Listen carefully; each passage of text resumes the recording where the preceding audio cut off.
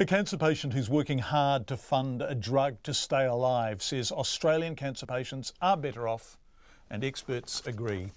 A new study shows Australia remains ahead of New Zealand on cancer survival. The Cancer Society says it means 2,500 New Zealanders would have survived or survived longer if they've lived across the ditch. Our health correspondent Karen Brown reports. 32-year-old Gisborne woman Jess Spence has a difficult-to-diagnose neuroendocrine cancer called NETs.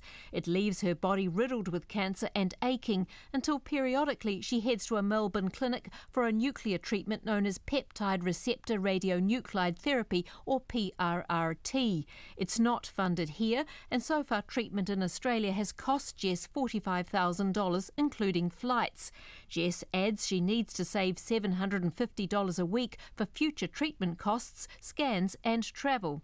If the money runs out and I couldn't work, it would be a very compromising position to be in, but luckily when I am doing treatment I can work. The Concord 3 study published in The Lancet shows that both New Zealand and Australia are among the top 8 countries in the world in terms of 5-year survival for 18 different cancers. But a persistent gap between the Trans-Tasman neighbours on key cancers, including colon, rectal and lung cancer, shows no sign of diminishing. Jess Spence isn't surprised. You only have to step one foot inside the Peter Mac Centre in Melbourne to know that we're nowhere near where they are. I mean, they do have a bigger population, but they have the treatment that keeps people alive and pain-free. She says it's not good enough. When you have cancer, everyone talks about quality of life and what that means. Well, for me, quality of life is giving me the right treatment that I can have a good life, and currently New Zealand doesn't offer that. For its part, drug buyer Pharmac says it's still considering a funding proposal. Meanwhile, earlier diagnosis in Australia, earlier rollout of bowel cancer screening there, and strong leadership are among the reasons cited for the survival difference. The Auckland City Hospital Cancer Director Richard Sullivan says the difference is significant. We know again in our young adult population that our cancer outcomes for Māori and patients with bone cancer, sarcoma, have poor outcomes. So let's put a focus on these areas. Let's start to monitor and drive forward some changes, as I say, so we can continue to grow and lead to better outcomes for our people.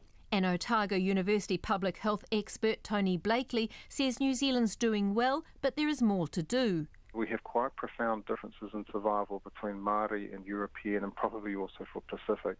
If we can close those inequalities, that will help us improve overall as well as being a good thing to do in its own right. More broadly, the Concord study highlights the high and rising future costs of cancer care. It says costs in the US alone could rise by more than a third between 2010 and 2020 because of increased treatment costs, combined with more people living with cancer longer.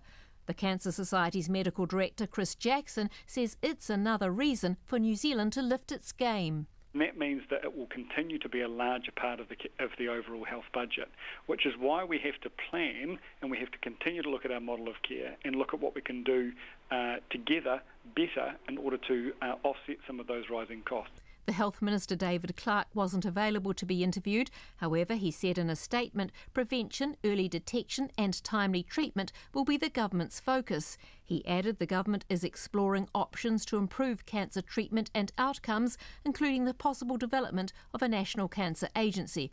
Mo te hotaka o te ahi, ko Karen Brown ahau.